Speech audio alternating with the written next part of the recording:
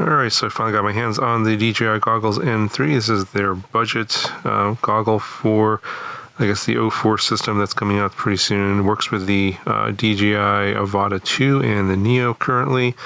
And it's a box goggle with a 1080p screen in here, and it's going to be hard to show you how good it is. It's actually excellent. But it's a box goggle, so it's kind of, a little bit more bulky than their traditional goggles. So here's the Goggles Integra, and just to show you how much further away it's going to stick away from your face. It's not particularly that heavy. You do feel it a little bit, but it's not bad at all. There is a strap here, or strap like holder here, that goes through the top part of the goggle and also in the back where the battery is. For some reason that wasn't included, so you have to sort of source that yourself. And the battery is in the back here. These things, the plugs don't come off. They're kind of permanently in there. The strap is adjustable like the Integra with this dial here, and the foam is very soft. It will conform to your face and for your face shape, and these are meant to be used with glasses. So if you have 20/20 vision, obviously you'll be able to see the screens no problem. And for me, without my glasses, the screens are blurry, of course, because they're meant for wearing with glasses, and I am able to put my whole face in here with the glasses on, no problem, and there's no light leak. So really, really impressed with the design and the build quality for the cost. It's $229. So yeah, really can't complain. USB-C there for charging, firmware updates. You got a micro SD card slot for recording your DVR. The antennas fold up like this, just like on the Integra, and they are not replaceable or removable, although technically you could take the whole goggle apart, and I think there's like IPEX connectors on the main board that you could potentially do antenna upgrades. And then there's I believe, directional patch antenna here in the front that's behind the plastic. But you can see it's, fairly bulky. You got strap here, and it goes back like so. And you can also adjust here as well if you have a very small head. If you can't dial it in, you can adjust this and move this Velcro strap up a little bit more to shorten the length with the out of the box length. That works for me pretty well. There's the power button here, typical short press, long press to turn it on. You got your 5-directional joystick here. It works just like it does on the Integra, as well as the back button. So very similar to the Integra, just obviously with a single screen instead of dual screens. And then this battery here is a QS 2450 milliamp hour battery, and obviously you can't swap them. The ventilation is pretty good. Got some ventilation holes here, and it does have a fan and has a defogging function like it does on the Goggles 3. And you have ventilation here. Got this lens protector that's included and is reusable, so you can pop those off there to protect the glass. You don't have to get that scratched up. And it is, I'm going to connect up I'm going to power up the Neo here. I'll try and show you what the video looks like.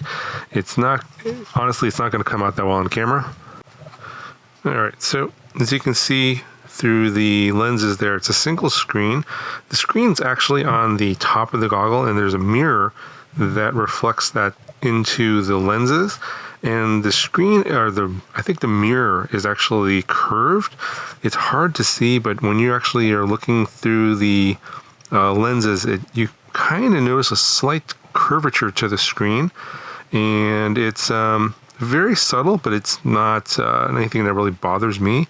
Everything for me is perfectly in focus with my glasses. Pretty much I can see the entire screen. So this is one of the best viewing experiences I've ever had, at least from any type of a box goggle, especially at this price point. And let me go ahead and try and zoom in on here just to give you an idea. So I'm going to try and focus on that text there. And obviously the camera's not going to be able to show everything in focus, but at least for me, everything all the way across the screen, all the way into the corners, was perfectly clear. Obviously I'm wearing my prescription glasses, so as expected, everything is perfectly visible. And this is one of the best 1080p screens I've ever seen, and especially at this price point, it's kind of incredible that they're able to sell something like this at this price point, and the video quality is quite excellent, and it doesn't really come over that well in the in my camera view. But yeah, if you ever used DJI goggles before, this is obviously the best. I think the best value in a DJI goggle that I've ever seen come out. And yeah, if you fly the Avata 2 or the Neo, you can use these currently right now. I do know that the based on the rumors, this goggle will also be supported in the new upcoming 04 Air units. That should be out pretty soon. I've been hearing a lot of rumors about that. So definitely, if you're looking for a budget option, if you don't mind the higher latency at 60 hertz, because the screen is 60 hertz maximum, this is a really, really good option. And again, the fit and the comfort, very good in here. Very comfortable foam. Didn't have any issues with like pinch points, like in any part of my face. So this is specifically for my experience. Everyone's face is a little bit different. Everyone's eyes are a little bit different. So your exact experience might vary, but I think what they've done a good job, I think, for this particular goggle, where probably for the majority of people, I'd say 75-80% of the people, out of the box, it'll be perfectly fine without any issues. Even if you wear glasses, it fits fine as well. Everything's in focus, nice and clean. Obviously, it's not going to be perfect for everybody, so I'm not going to say, it's going to be 100% the best goggle that'll fit for everybody. But I think for the majority of people out there, it's probably going to work out pretty well. And yeah, I highly recommend this if you are looking for a budget goggle and you're thinking about getting into the DJI system. Maybe moving from analog to digital. Definitely worth checking out. If you know somebody that has this, you can try it out.